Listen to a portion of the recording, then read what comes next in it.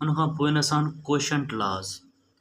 Quotient यानी जॾहिं बि असां के ॿ नंबर डिवाइड कंदा आहियूं त उनखे चइबो आहे कोशंट। प्रोडक्ट यानी के बि जॾहिं ॿ नंबर असां मल्टीप्लाई कंदा आहियूं, ज़र्ब कंदा आहियूं, त उनजे आंसर खे चइबो आहे प्रोडक्ट।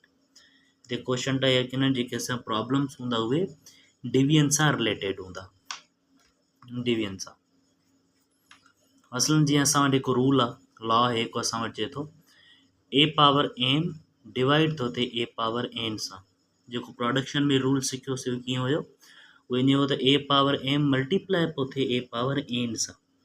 जॾहिं मल्टीप्लिकेशन जी सूरत थी त बेस सेम पियो रहे, जेके पावर्स आहिनि उहे एड पिया थियनि, पर हिते डिविजन आहे तंहिंजे करे बेस सेम रहंदो, जेके असांजे एक्सपोनेंट्स हूंदा उहे सब्ट्रैक्ट थींदा।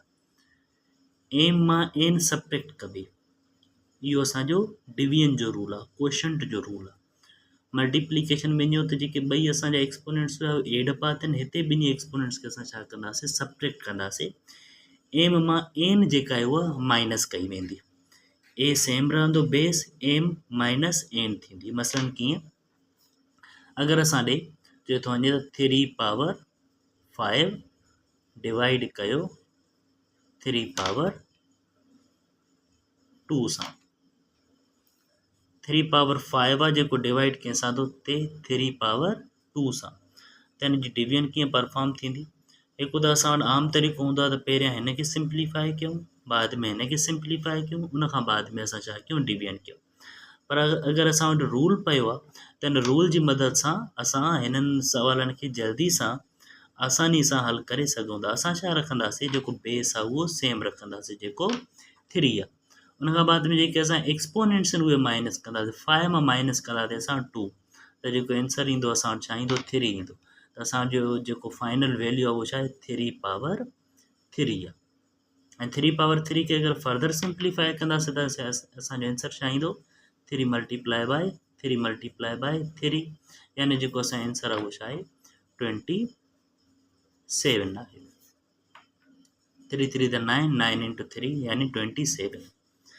त ही रूल इस्तेमालु करे असां हिन तरह जा प्रॉब्लम्स हल करे सघूं था, पर तॾहिं जॾहिं बेस सेम हुजे ऐं जेके एक्सपोनेंट्स हुजनि उहे असांजा छा हुजनि, डिफरेंट हुजनि, ऐं विच में जेका सैम्पल हुजे उहा छा जी हुजे, डिविजन जी हुजे।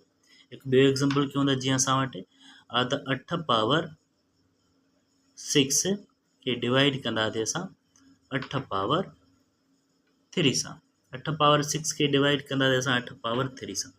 अच्छा, हिन खे अगरि असां हिकु आम तरीक़े में कयूं, डिविजन वारे तरीक़े में, त हिन खे असां हीअं बि रखी सघूं था, 8 अपान में 8 पावर 6 अपान में 8 पावर 3। हिनखे अगरि फर्दर सिंप्लीफाई कंदासीं कीअं थींदासीं, 8 पावर 6 आहे, इन जो मतिलबु 8 multiply by 8 multiply by 8 multiply by 8, ही 6 टाइम थींदो, ऐं अपान में छा थींदो, 8 multiply by 8 multiply by 8 3 time थींदो।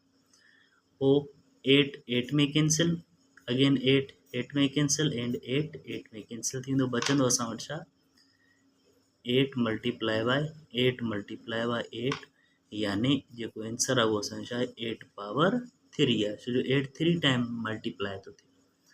हीअ असांजो आम तरीक़ो आहे, पर हिनखे अगरि हिन रूल जे मुताबिक़ कंदासीं त असां कीअं कंदासीं, असांखे छा मिलियल आहे, 8 पावर 6 जेको डिवाइड कंहिंसां थो थिए 8 पावर 3 सां, त पोइ असां कीअं रखंदासीं, बेस सेम रखंदासीं, जेको एक्सपोनेंट आहे उहो माइनस कंदासीं, 6 मां माइनस कंदासीं 3।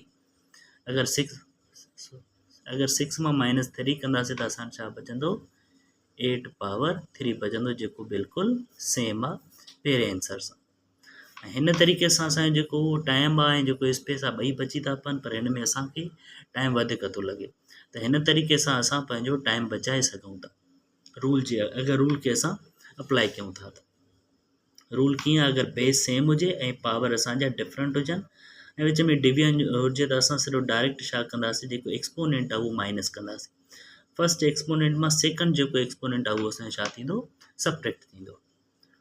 इन वरी असां वटि हिकु ॿियो रूल आहे, उहो कीअं आहे त अगरि ए पावर एन डिवाइड थो थिए बी पावर एन सां, यानी हिते जेको एक्सपोनेंट आहे उहो सेम आहे, पर जेको बेस आहे उहो डिफरेंट आहे। त सेम अगरि मल्टीप्लिकेशन वारे रूल खे अगरि ज़हन में रखूं त उहो कीअं पियो थिए, साॻे तरह सां हुनजा जेके बेसिस हुआ उहे डिफरेंट हुआ, पर जेको एक्सपोनेंट हुयो सेम हो, त असां छा पिया कयूं, बेसिस खे मल्टीप्लाई पिया कयूं, जेको एक्सपोनेंट आहे उहो असांजो होल में हलियो पियो वञे ब्रेकेट में, उहो यानी ॿिन्ही ते अप्लाई थो थिए पियो। हिते साॻियो ई रूल आहे, असांखे अगरि डिवीजन मिलियल आहे त ॿिन्ही खे डिवाइड कंदासीं, जेको एक्सपोनेंट आहे उहो असांजो होल में हलियो वेंदो, मथे हलियो वेंदो ब्रेकेट जे मथां। यानी असां जेके बेसिस आहिनि उहे डिवाइड कंदासीं, बाद में पावर अप्लाई कंदासीं। हिन खे हिन सूरत में बि रखी सघूं था, हिन खे हिन सूरत में बि रखी सघूं था, a/b होल पावर n। मसलन कीअं, अगरि असांखे चए थो वञे 3 पावर 4 खे डिवाइड कयो 5 पावर 4 मां, ऐं 3 पावर 4 डिवाइड थो थिए 5 पावर 4 सां, इन जो मतिलबु त जेको इन जा ॿिन्ही जा जेके बेसिस आहिनि उहे डिफरेंट आहिनि, हिन जो बेस 3 आहे, हिन जो बेस 5 आहे, पर हिन जो जेको एक्सपोनेंट आहे उहो सेम आहे।